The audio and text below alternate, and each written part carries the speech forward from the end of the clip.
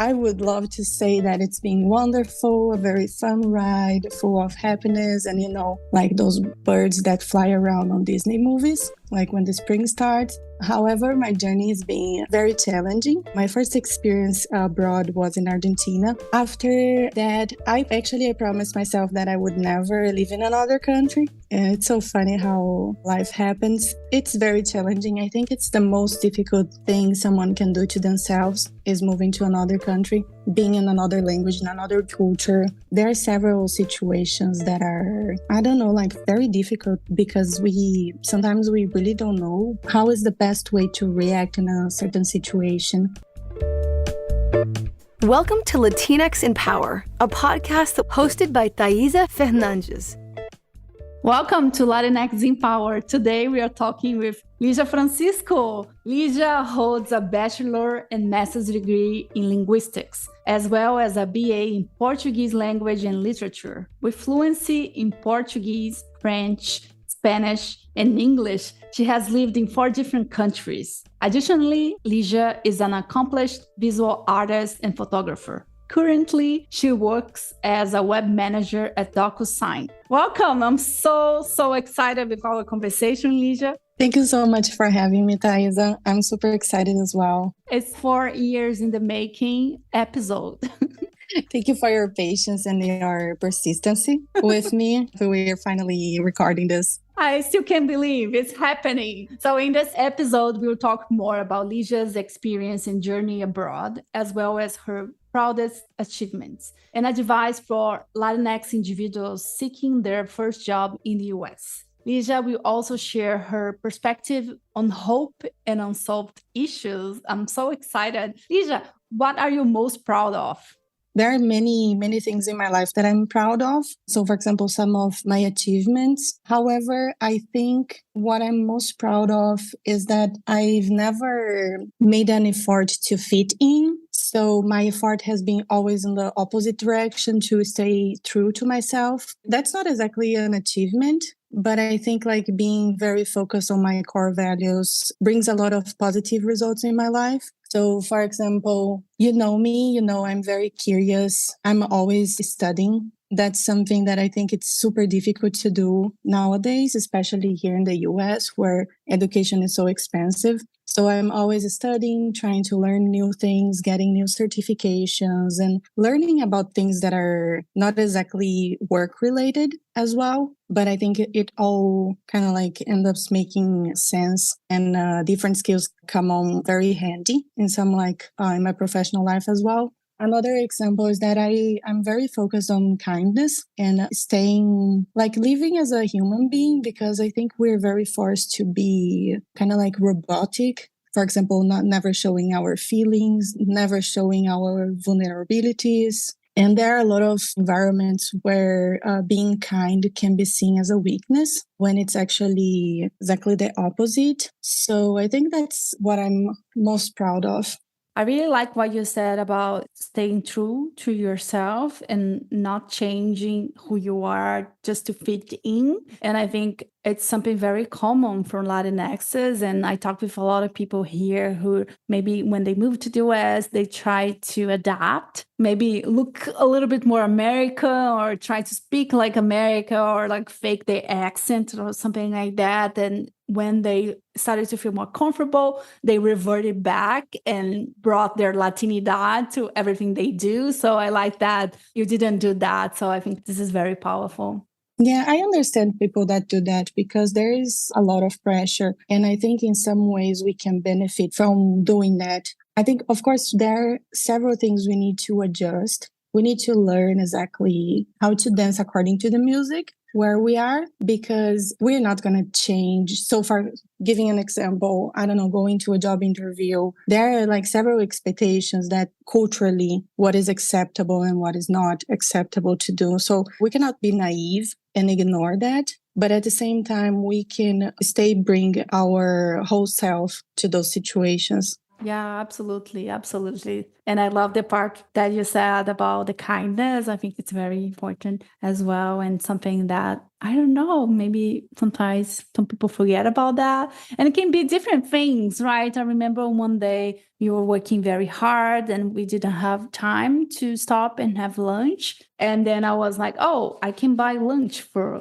all of us. And they were like, really? Can you do that? And I was like, yeah, sure. And I bought it and everyone was so surprised and happy. And for me, it wasn't like a huge gesture because I was going to buy my food either way, right? And I was going to the restaurant to buy food. So I think this is another very important thing too. And I think that it's very powerful when you know you can be yourself. I think it relates to what in business we call psychological safety. Of course, it applies to everybody, but especially for us Latinx and immigrants in general. Mm-hmm. Yeah. And you lived in 4 different countries, you speak 4 different languages. How was your journey abroad?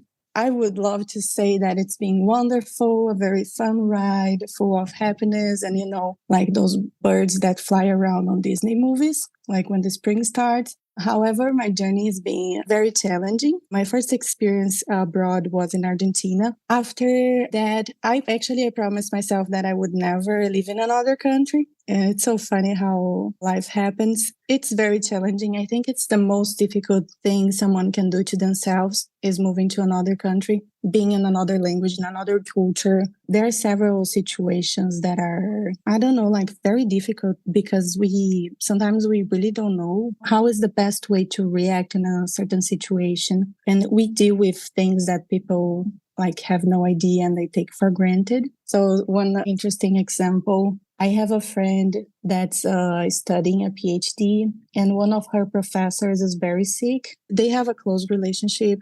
The professor called her for a meeting in person and told her that she's very sick, that she thinks she doesn't have like a lot of time ahead. And then the professor said all of this like laughing. It's such a weird situation to imagine because in Brazil, it would never be like this. And we know exactly how that situation would play. It would be very sad. Everybody would cry. Yeah. They would hug and maybe they would just say something like, oh man, this sucks. Yeah. But I think also in Brazil, there's also this sense where people cannot talk about those things. For example, I had friends who were very sick and they didn't tell anyone. And I think it's very hard to also be in the situation when you have a disease that is progressing and you're like lonely and you're supposed to talk about that only with your family or not feel sad, And I know there's like maybe 2 opposites that we are talking now, right? Yeah, but I know some stories where there is someone sick in the family and they tell everybody, okay, you don't tell anyone. Mm-hmm. So it's kind of like,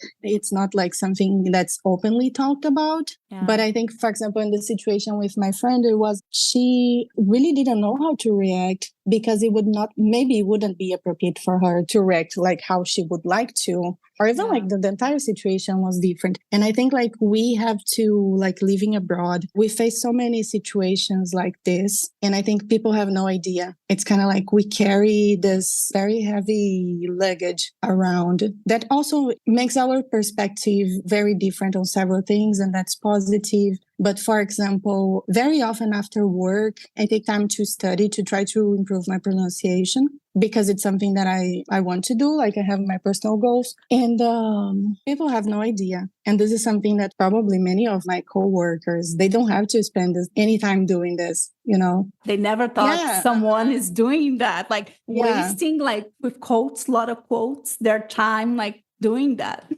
Yeah, and there are really, really good apps for that now. But it's so funny because you're just like repeating and saying some phrases to your phone and then saying, okay, I think like I can improve the pronunciation on this word. I think it's just so interesting. There are so many things that we have to deal that other people really don't. For everybody that is helping their families abroad and all the conflicts that come with that. Because in one hand, you want to help your family and on the other hand, you have to deal with the fact that you live in such a different reality from everybody else. So I think that's all part of like living abroad. However, I'm talking about kind of like just the challenges. I think it's super interesting. It's definitely for people that really enjoy challenges. And I think I really like having to constantly learn. And the more you learn, you realize that there are other things to learn. So yeah, this is how my experience abroad has been. Yeah, I couldn't agree more with you. I think there's always the good and the bad, and the sense that we are always learning, and also the sense that we need to catch up, like always,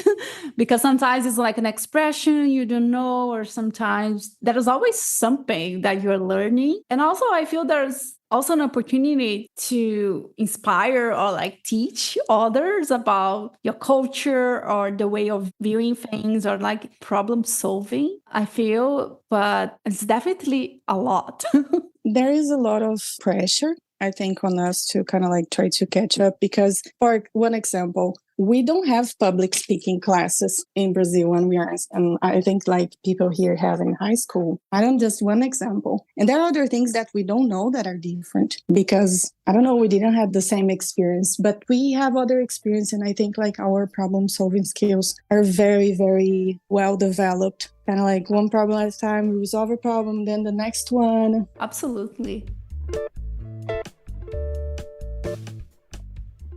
And how is your process to change your career? I never planned to change my career. So in Brazil, I worked as a teacher. I was a language consultant, worked doing proofreading, translations, and I taught at the university as a professor assistant as well for several years. I was super passionate about all of it. I did my master's, all my education was related to it. So when I moved here, I was already working on the same field, of course, with several different kind of like work streams, but I was already working for more than 10 years. And to be very honest, I was a little bit bored of doing something so similar. And I also realized that I wouldn't be able, for example, to do research. I did research for 9 years. I couldn't find anything like not even related. So, for example, with the same theory in terms of like teaching and learning new languages. And I knew if I would start doing research in a very different area, it wouldn't be as interesting for me, or with a very different like methodology and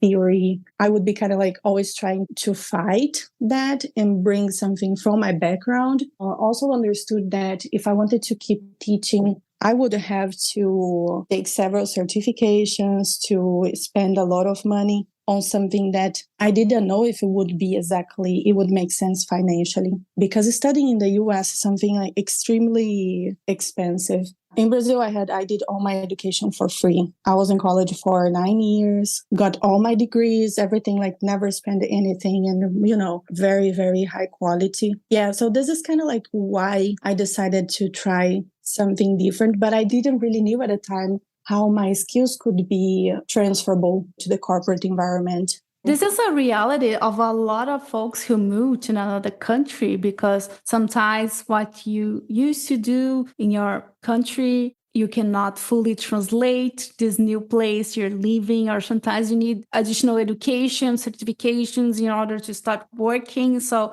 it's just a very hard process. It is. And also, like, we have pretty much everybody around us looking down on us. And then it's very difficult to have the confidence to don't look down at yourself, at your journey, at your past achievements, because that cannot be ignored. You are not like born again in another country. You bring all of that, like everything that you have built before. That's like part of who you are, it's part of your thought process. It has like a major impact. I think it's super important to be very aware of that, especially, for example, in Brazilian culture, we are very humble. There is a huge difference on how we portray ourselves. So I think it's super important to, like, during this career transition that a lot of immigrants, they go through, unless you come out from your country, like being transferred by your company, pretty much everybody has like huge changes, and usually you go back several steps. That was my situation as well. I took pretty much the first job I got, and I tried to make the best of that opportunity, being always very grateful for people that trust me, because I know it's not a lot of people that do that. That's also like a lot of pressure, because we feel, okay, I have this opportunity, I need to do the best, I cannot make any mistakes. But I think like for other people that are trying to transition on their career, it's super important to have in mind that you need to be against people that are looking down on you. And I think it's also, you need to shift the narrative, because sometimes people think you're less than, they look down on you because you came from another country or you had a different career from the thing you're doing now. But I believe, in fact, this is actually our superpower and what makes us unique. For example, in the beginning, I didn't want to talk much when I moved to the US that I was designer. I used to design. I used to do a graphic and UX design for many, many years. And I didn't want to talk about it. And then after a while, I realized, no, I should be talking about it, because I know I work with product now. I understand design and I know how to work with designers, and I can even like design myself. Maybe this is my superpower. So I think we need to also shift the narrative. Even when people look down on you, you're just like, sometimes if you want to do that, you can have a conversation with the person. But if you don't want to do that, just keep that in mind, that this is also your superpower. Yeah, and I think that also applies to everyone. If you have a different background, like a diverse background, if you are switching career paths. So for example, once on an interview, I was interviewing someone, they said that they thought it was something negative, that they had a diverse background. And I said, no, that's actually good, because you're going to find solutions that other people are not going to think about. And that applies to us. I think we bring a lot in terms of thinking outside the box. And it's exactly how innovation happens with like diverse teams. Absolutely. And what do you do now? Tell us. Now, at the moment, for over a year, I've been working at DocuSign. I work at the web operations team, and I manage the DocuSign website. So I work on several different initiatives. It's interesting because I was so sure I wanted to work with education my entire life, and now I really enjoy what I do. So it's super cool. Yeah, I love that, how we can do different things and enjoy different things. And that's incredible. What advice would you give to someone who is looking for their first job in US? It's a very tricky question, but I don't know, like if there's anything you want to share. Yeah, sure. So something very simple that I always do, that I think it has helped me a lot. I listen to a lot of YouTube videos from recruiters. So kind of like interview preparation videos. And I remember like several years ago, before I started working in companies, when I was first looking for my first job here, I would drive. At the same time, I was taking classes at the San Francisco Art Institute, taking photography classes. So I would drive from South Bay to San Francisco, listening to interview tips. Of course, there are things that are very basic that you don't need to know. So for example, if it's like the phone screen interview, the first interview, don't do that, I don't know, in the car. Some things that are very, very basic. However, there are other things that are cultural that we may not think about. So for example, saying thank you for your time, it's something that we don't do in Brazil. It's not part of our culture. Even having questions prepared every time they ask you, do you have any question? So you always need to have a question. Yeah, so for that, I found a document online as well. I do a lot of research and I'm very passionate about learning about all of this, because I think it's really important for us to advance and to change our lives, right? To be part of places where many times we're not expected to be. I have a document with possible questions. So every time I have an interview, I select what are the questions that I really want to know. But I use that kind of like as a template for me to make this process of thinking about what are the questions I have. A job interview in Brazil, I don't know, at least from when I was there, I wouldn't think that I was interviewing the employee as well. There's some like those important like shifts on our mentality that we can learn a lot. For example, just listening to those videos or doing research online. I think it's also like super important, for example, to have the help of other people. For example, you have reviewed my resume several times and you have told me like, hey, you need to add some data on your resume. So that's also like a big difference, because a resume in Brazil is completely different than a resume here. And we need to sell ourselves very well. So I think that's kind of like the part of that we need to dance according to the music. Yes. And I think this part is very hard for us, like Latinx folks in general, because it's not the way we are taught. It doesn't come naturally, I feel, because we might have the sense that, oh, I shouldn't talk about myself and my accomplishments, because if I'm doing that, I'm bragging and this is not cool. But here it's different. If we don't talk about ourselves, our accomplishments, they won't notice us. So we need to adapt and maybe add some spices to it, make it like more, I don't know, your style, your vibe, but we need to learn how to do that. Yeah, no, that was a very long process for me. And I think like sometimes I'm afraid I'm even like sounding arrogant because I'm going too far into that side of like talking about like myself and my accomplishments and what I can bring to the table on a job interview. Also think it's super important, for example, to hire people, because there are people that's their job. They work helping other people, especially immigrants, on this journey. I think it's like for anyone that's starting or are currently looking for a job, it's very important not to be naive, because it's not easy, it's not simple, and we need to make use of all the resources that we have, like a community, being around the people that believe in yourself. And I think for me, it was a big shift when I learned about the informational interview, that you can actually send messages to people on LinkedIn because you want to learn more about what they do, their role and the company, whatever you want to learn more. And also the fact that people are very nice and they want to help each other. And I started to make a lot of connections. So I think this is another really good opportunity. I know that the times right now, it's very difficult, very challenging with all the layoffs and everything that is happening with the economy. But I truly believe there is still a lot of people out there who are very kind and want to help each other. Maybe I'm biased, but I would say, especially Latinx people, we are always trying to help each other because we know the struggle, we know how hard it is. Yeah, no, and I think that's super powerful. And it's very important to have a community, to know who are your allies as well. Like your allies at work, your allies on your network as well, not exactly people that work with you. Yeah, that's incredible.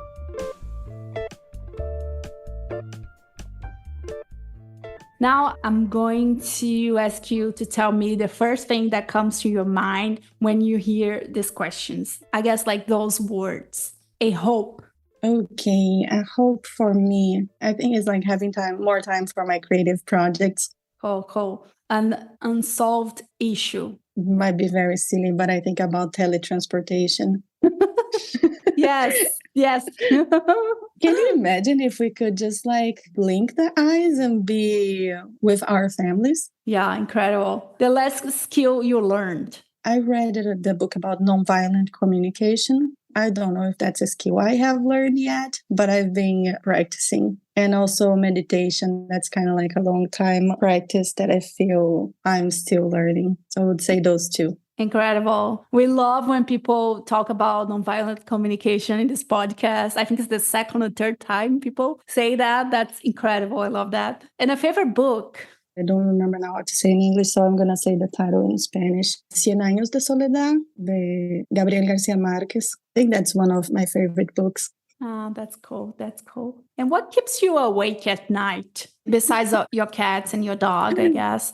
Oh, yeah. The cat climbing on my pillow, the cats and dog running around. No, other than that, I think anxiety. Because I think we're constantly thinking about kind of like the gaps we have to fill, thinking about how I can be strategical on my daily life. So, for example, how I can prepare for some situations, how I can defend myself well. It's something I have learned, like talking to other people and sharing some of my struggles. I realized that there is a lot that we all share, but we don't talk about, and we don't think that it happens like more on a systemic way. So, for example, being like an easy target for mistakes that other people have made. Yeah, that keeps me awake at night. I think there is a very high cost on mental health that comes from being an immigrant. Yes, absolutely. And you mentioned something very interesting, the sense that we always need to catch up. We always need to do something to get ahead because we are some sort of like late in some areas, and we always need to work towards this thing that we don't have yet. And how this at the same time, a never ending process. Sometimes I think, oh, when I will feel that, oh, I'm actually okay where I am. I don't feel that I need to catch up with X, Y, and Z because I wasn't born here and I don't fully understand the culture. I'm not sure if this is going to end and one day I would say, oh, now I'm good. I don't think it will. I'm so sorry. Because, we see ourselves in new situations where you are like, for example, I started selling my art. You have to deal with all the legal parts of doing that. And for example, the taxes, even like for us, like filling our taxes, it's something like so different here than in our home country. So I think there will be always kind of like some new situations where you were like, okay, I was invited to a wedding shower. So what exactly is expected from me? What kind of gift? What is the range of the price? And we need to do research about that. If, for example, if there is no registry or if the register, most of the items have been already bought. So I don't know. There are like so many different things, but I think like the main way kind of like to resolve this focusing also on the things that not just on what we lack, but everything else that we bring to the table that other people will probably never know and never have those skills. So, for example, because I worked as a teacher for so long, I think for me, it's very easy to talk with people that have like very different backgrounds because I had to make my students comfortable talking to me. Otherwise, they wouldn't feel comfortable to speak a new language and they wouldn't learn. So I think that also it's something that it's positive for me now on a different career. So it's not all about the things that we lack, but all this like amazing diverse background that we have. So for example, for you, your background in design, it's something like super positive that I'm sure makes you work different and find like different solutions to problems that other people wouldn't. Mm-hmm. Yeah, I think only when we are able to shift the narrative and like see ourselves in this different perspective, not feeling less than, but feeling like, oh, this is what makes me unique. And I think this is pretty cool, because if we still have the sense that I need to do this, I don't have that, it's a never ending thing. Although I feel that we will still continue having this feeling, I need to catch up in some moments, maybe not all the time. I hope so. Yeah, but I think you need to focus on the positive as well. So, for example, our background, like changing careers or dealing with all the different challenges that come with immigrating, I think that makes us better leaders because we can see things that other people might not see. For example, discrimination, bullying at work. So I think there are like several skills that we have very well developed that I want to like on our side as well. It's just not all about like lacking things. Absolutely. Totally agree with you. And what's your superpower? So I used to think that my superpower was that I speak several languages. And then I saw myself learning Italian. First, because I wanted to learn, I was curious about it, but I realized that it was mostly because I wanted to kind of like have that other language because I thought I needed that. I needed that for people to see that I'm not stupid because I think it's kind of like sometimes we feel that way, because we have an accent and sometimes like people talk to us differently. They ask if we are familiar with things that are very basic. So, for example, I've been asked if I'm familiar with time zones. Oh my God. Someone asked me if I used to see a lot of animals on the streets in Brazil. And I was like, oh, actually, I see more wild animals here in San Francisco. For example, I'm not used to see a coyote or a raccoon or like mountain lion because I never saw any animal in Brazil. I used to live in like big cities and they have the sense of like, oh, you were like living with the animals. Yeah, and it's so different because all those expectations and the bias that people have like toward us. It's so opposite for me because, at Brazil, I went to a very prestigious university, kind of like similar to Ivy League here. So in Brazil, when I say where I studied, people look different at me. And here is exactly the opposite.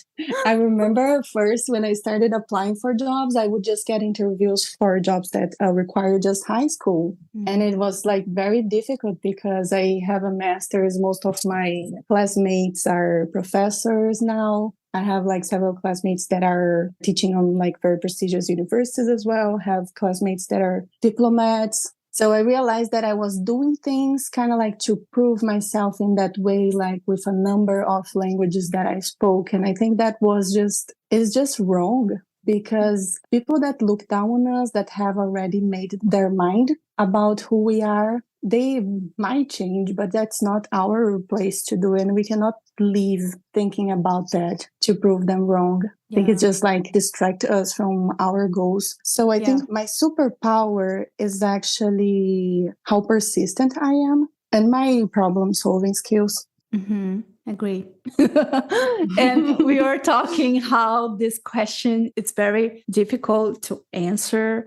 What does it mean to be a Latina for you? I think it's very difficult to answer. At the same time, I think it means different things for different people. And maybe it also changes depending on where you live or which stage you are in your life. So I'm curious to hear your thoughts now. Yeah, I was hoping you wouldn't ask me that. I was really hoping we would finish without that question because it's so difficult. I think like in Brazil, a lot of people don't feel that they are part of the Latinx community because of the languages. However, it's almost like if Latin America was a big family and we have several different cousins, you meet other people from Latin America and then you just like really recognize so many things that are similar. Of course, there are several differences as well. It's not like we are all the same. Even like Brazilians, we're not all the same. People have different like backgrounds and come from different upbringings. But I think like being a Latina is kind of like being part of that family. And when I moved here, I was kind of like adopted by a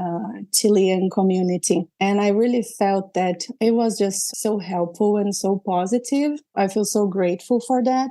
I think that's part of being Latino for me. And of course, like all the struggles as well, kind of like you keep learning about things that other people go through as well, that you thought it was just you. And then you learn, no, this is happening to several of us. Yeah, I love your answer. I think it translates so well. A big family and a lot of different people. They're similar at the same time, very different. You always have that cousin that you love and the other one that you don't like that much. You're like different ways, different kind of food and like religion. So I really love your answer. And yeah, it was a great time. I love to have you in the podcast. You know that. So I'm going to leave the last minutes for you to share anything you want to share and also where people can find you. Oh, thank you so much. I'm so happy we recorded. I've been super busy, didn't have time to do this, but now that we have done, it's kind of like, I want to keep going, keep talking. So thank you so much for the invitation. And if people can find me, I think like mostly if they are curious about my photography, they can find me on Instagram. My Instagram is Lígia Francisco Art, and they can also find me on LinkedIn. Incredible. Thank you. Thank you.